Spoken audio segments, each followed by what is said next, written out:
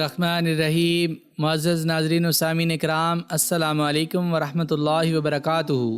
فتح مکہ کے موقع پر جب رسول اللہ صلی اللہ علیہ وآلہ وسلم 10,000 کا لشکر جرار لے کر مکہ کے رستے میں آنے والے ایک مقام مرا الزہران پہنچے اور ابو سفیان کو اپنے بارے میں خطرہ لاحق ہوا تو رسول اللہ صلی اللہ علیہ وآلہ وسلم کے چچا عباس رضی اللہ عنہ نے اسے مشورہ دیا کہ وہ آپ صلی اللہ علیہ وآلہ وسلم سے امان طلب کر لے، تو اس نے ایسا ہی کیا۔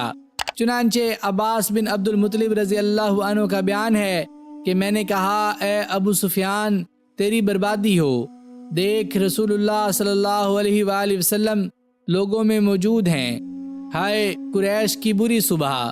اس نے کہا، تم پر میرے ماں باپ قربان ہوں، پھر بچاؤ کا کیا طریقہ ہے؟ میں نے کہا، اللہ کی قسم، اگر وہ تم کو گرفتار کر لیں گے تو یقیناً تمہاری گردن مار دیں گے۔ اس خچر کے پیچھے سوار ہو جاؤ، میں تم کو رسول اللہ صلی اللہ علیہ وآلہ وسلم کے پاس لے چلتا ہوں اور تمہارے لیے آپ صلی اللہ علیہ وآلہ وسلم سے امان مانگ لوں گا۔ پھر وہ میرے پیچھے سوار ہو گیا اور اس کے دونوں ساتھی واپس ہو گئے۔ میں اس کو لے کر آیا۔ میں جب کسی مسلمان کے الاؤ کے قریب سے گزرتا تو پوچھتے کہ یہ کون ہے، لیکن جب وہ لوگ رسول اللہ صلی اللہ علیہ وآلہ وسلم کے خچر کو دیکھتے اور میں اس پر سوار ہوتا تو کہتے، آپ صلی اللہ علیہ وآلہ وسلم کے خچر پر آپ کے چچا ہیں۔ یہاں تک کہ جب میں عمر بن خطاب رضی اللہ عنہ کے الاؤ کے پاس سے گزرا تو انہوں نے کہا، یہ کون ہے؟ وہ میری طرف کھڑے ہو گئے اور جب خچر پر پیچھے ابو سفیان کو دیکھا تو کہا، یہ ابو سفیان اللہ کا دشمن، اللہ کا شکر ہے جس نے ہمیں بلا کسی عہد و ارادہ کے تجھ پر قابو عطا کیا۔ پھر وہ تیزی سے رسول اللہ صلی اللہ علیہ وآلہ وسلم کی طرف جانے لگا اور عمر بھی آپ صلی اللہ علیہ وآلہ وسلم کے پاس آ گئے اور کہا، اے اللہ کے رسول، یہ ابو سفیان ہے، بغیر ہمارے کسی عہد و ارادہ کے اللہ نے اسے ہمارے قابو میں کر دیا ہے، مجھے اجازت دیجیے کہ اس کی گردن مار دوں۔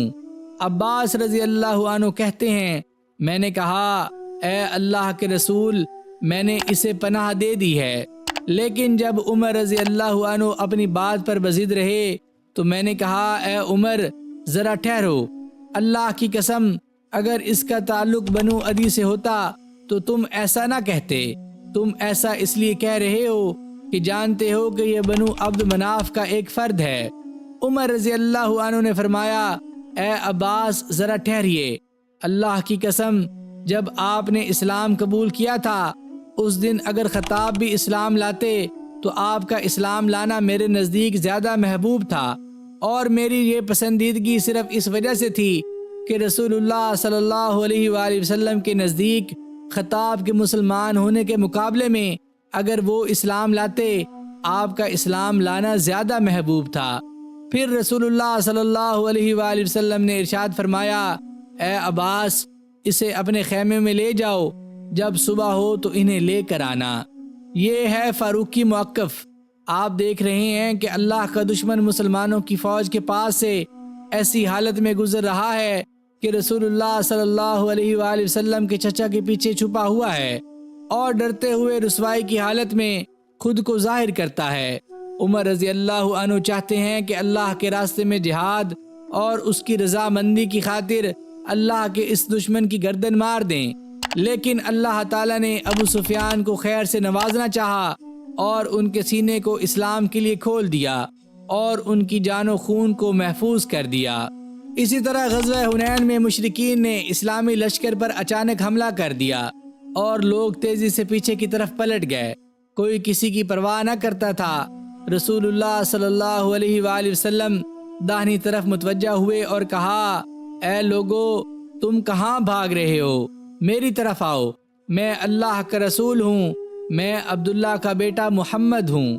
لیکن کسی نے آپ کی بات نہ سنی، اونٹ ایک دوسرے پر گر رہے تھے، اکثر لوگ بھاگ کھڑے ہوئے، مہاجرین، انصار اور آپ کے اہل بیت کے چند لوگ ہی آپ صلی اللہ علیہ وآلہ وسلم کے ساتھ باقی رہے۔ مہاجرین میں سے ابو بکر اور عمر اور اہل بیت میں سے علی بن ابی طالب، عباس بن عبد المطلب، ان کے لڑکے فضل بن عباس، ابو سفیان بن حارث ان کے لڑکے اور ربیعہ بن حارث وغیرہ آپ صلی اللہ علیہ وآلہ وسلم کے ساتھ ثابت قدم رہے۔ اس غزوہ میں فاروقی موقف کو ابو قتادہ رضی اللہ عنہ اس طرح بیان کرتے ہیں: غزوہ حنین کے سال ہم رسول اللہ صلی اللہ علیہ وآلہ وسلم کے ساتھ نکلے۔ جب معرکہ شروع ہوا تو فتح کی پہلی بالی مسلمانوں کے حق میں آئی۔ میں نے دیکھا کہ ایک مشرک آدمی ایک مسلمان کو زیر کیے ہے۔ میں نے پیچھے سے اس کی گردن پر تلوار سے وار کیا، جس سے اس کا بازو کٹ گیا۔ وہ میری طرف پلٹا اور مجھے اتنا سخت دبوچ لیا جیسا کہ میں مر جاؤں گا۔ پھر اس نے مجھے چھوڑ دیا۔ میں عمر بن خطاب رضی اللہ عنہ سے ملا اور کہا: لوگوں کو کیا ہو گیا ہے؟ آپ نے جواب دیا: اللہ کا یہی حکم ہے۔ پھر سب دوبارہ واپس آئے۔ اللہ تعالیٰ نے اس غزوہ کی منظر کشی اس طرح کی ہے۔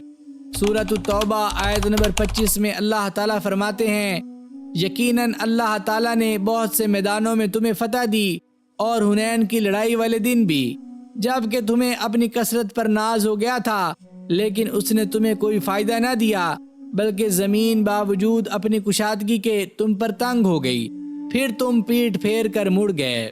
پھر ایسے وقت میں جب کہ مسلمان ہزیمت کے بالکل قریب پہنچ چکے تھے، اللہ تعالیٰ نے ان کی توبہ قبول کی اور اپنے محبوب بندوں کی مدد فرمائی۔ یہ تائید اس وقت ملی جب کہ لوگ رسول اللہ صلی اللہ علیہ وآلہ وسلم کے پاس دوبارہ لوٹ کر گئے اور آپ کے پاس جمع ہوئے۔ پھر اللہ نے اپنی فوج پر اپنی رحمت اور مدد نازل کی۔ سورۃ التوبہ آیت نمبر 26 میں اللہ تعالیٰ فرماتے ہیں: پھر اللہ نے اپنی طرف سے تسکین اپنے نبی پر اور مومنوں پر اتاری، اور اپنے وہ لشکر بھیجے جنہیں تم دیکھ نہیں رہے تھے، اور کافروں کو پوری سزا دی، اور ان کفار کا یہی بدلہ تھا۔ معرکہ حنین کے بعد مسلمان مدینہ لوٹے۔ جب وہ جعرانہ سے گزر رہے تھے تو رسول اللہ صلی اللہ علیہ وآلہ وسلم بلال رضی اللہ عنہ کے کپڑے میں سے مال غنیمت کی چاندی پکڑتے اور لوگوں میں تقسیم کرتے۔ اسی دوران ایک آدمی آیا اور آپ صلی اللہ علیہ وآلہ وسلم سے فرمایا: اے محمد، انصاف سے کام لیجئے۔ رسول اللہ صلی اللہ علیہ وآلہ وسلم نے فرمایا: تیری بربادی ہو، اگر میں انصاف نہ کروں گا تو کون انصاف کرے گا؟ اگر میں نے عدل سے کام نہ لیا تو میں خسارے میں ہوا۔ عمر بن خطاب رضی اللہ عنہ نے فرمایا: اے اللہ کے رسول، مجھے اجازت دیجئے، اس منافق کو قتل کر دوں۔ آپ نے فرمایا: اللہ کی پناہ، خوف ہے کہ لوگ یہ نہ کہنے لگیں کہ میں اپنے ساتھیوں کو قتل کرتا ہوں۔ بے شک یہ اور اس کے ساتھی قرآن پڑھیں گے، لیکن وہ ان کے حلق سے نیچے نہیں اترے گا۔ وہ اسلام سے ایسے ہی خارج ہوں گے جیسے کہ تیر کمان سے۔ اس واقعہ سے سیدنا عمر رضی اللہ عنہ کے موقف کی عظمت و منقبت جلوہ گر ہے۔ بائیں طور کہ جب آپ کے سامنے شرعی محرمات کی تحقیر و بے حرمتی کی گئی تو آپ قطعاً برداشت نہ کر سکے۔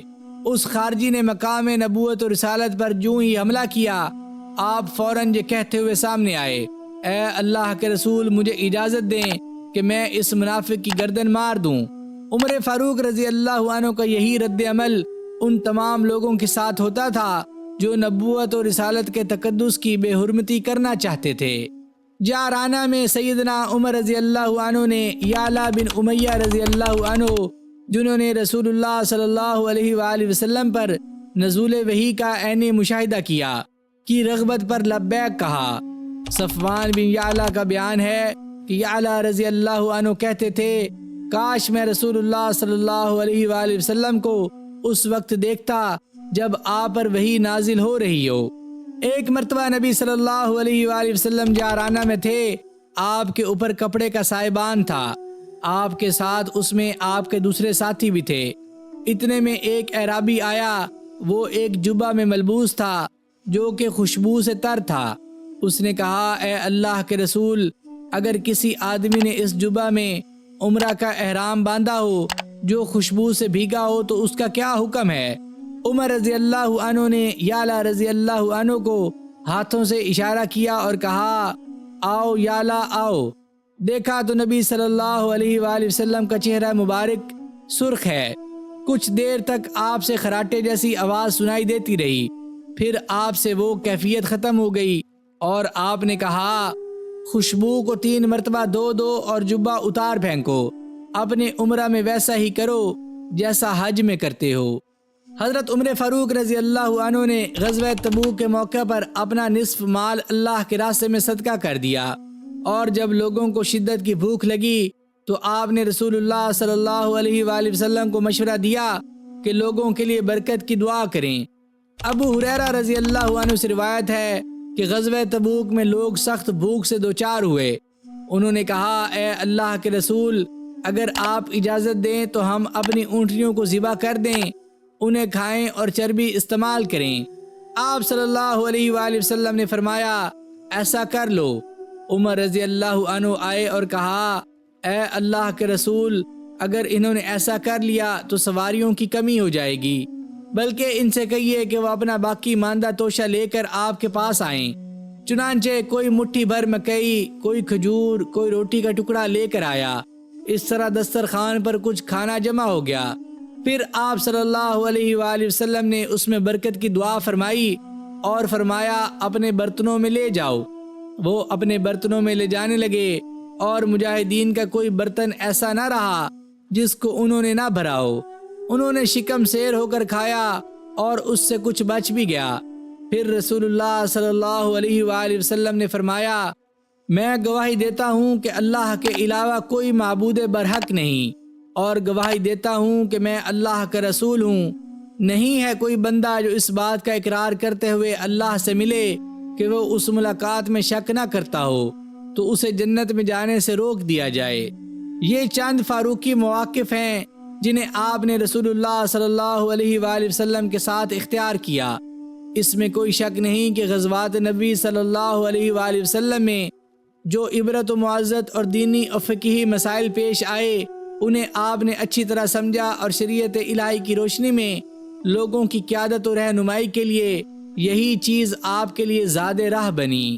معزز ناظرین و سامعین کرام، یہاں پر آ کر عمر سیریز میں حضرت عمر فاروق رضی اللہ عنہ کا غزوات نبوی میں شریک ہونے کا سفر اختتام کو پہنچا۔ اس کے بعد آنے والی زندگی میں آپ جانیں گے کہ آپ رضی اللہ عنہ کی مدنی زندگی کیسی تھی۔